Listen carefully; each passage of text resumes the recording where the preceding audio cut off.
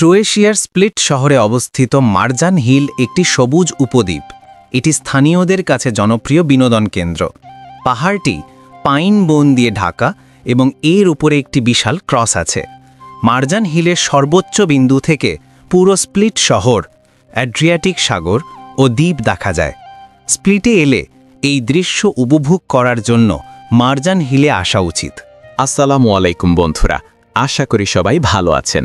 আর আজ আমরা এখন ক্রোয়েশিয়ার অ্যাড্রিয়াটিক উপকূলের প্রাণকেন্দ্র ঐতিহাসিক স্প্লিট শহরে। স্প্লিট বলতেই আমাদের মনে ভেসে ওঠে রোমান সম্রাট ডায়োক্লেশিয়ানের বিশাল প্রাসাদের কথা, কিন্তু আজ আমরা সেই ইতিহাস পেরিয়ে যাব এক সবুজ স্বর্গে। আমাদের গন্তব্য স্প্লিট শহরের ফুসফুস মারজান হিল।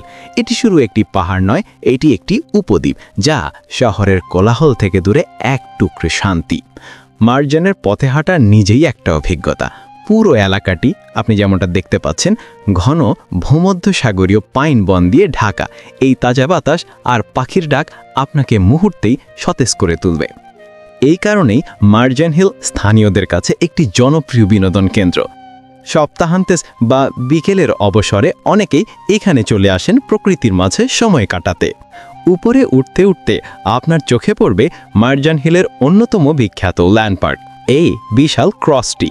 এটি দূর শহর থেকেও দেখা যায় এবং এটি এই পাহাড়ের পরিচয়ের একটি গুরুত্বপূর্ণ অংশ। এবং অবশেষে আমরা পৌঁছে গেছি মারজান হিলের সর্বোচ্চ বিন্দুতে। আর এখান থেকে যেই দৃশ্য আপনারা দেখছেন তার কোনো তুলনা হয় না। একদিকে দেখুন পুরো স্প্লিট শহরটা আপনার পায়ের নিচে, ওই যে দেখা যাচ্ছে পুরনো শহরের লাল ছাদ আর সেই বিখ্যাত বেল টাওয়ার। আর অন্যদিকে দেখুন দিগন্ত বিস্তৃত নীল অ্যাড্রিয়াটিক সাগর। সাগরের বুকে ভাসছে অসংখ্য ছোট বড় দ্বীপ। শুধু তাই নয়, পরিষ্কার দিনে এখান থেকে ক্রোয়েশিয়ার মূল ভূখণ্ডের সুউচ্চ পর্বতমালাও স্পষ্ট দেখা যায়। শহর, সমুদ্র আর পাহাড়ের এমন মেলবন্ধন সত্যিই বিরল।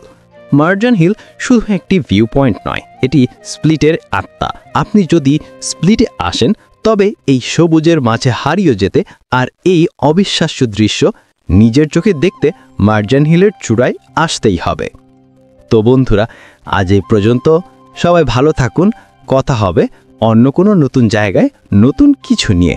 সেই পর্যন্ত ভালো থাকুন। আল্লাহ হাফেজ।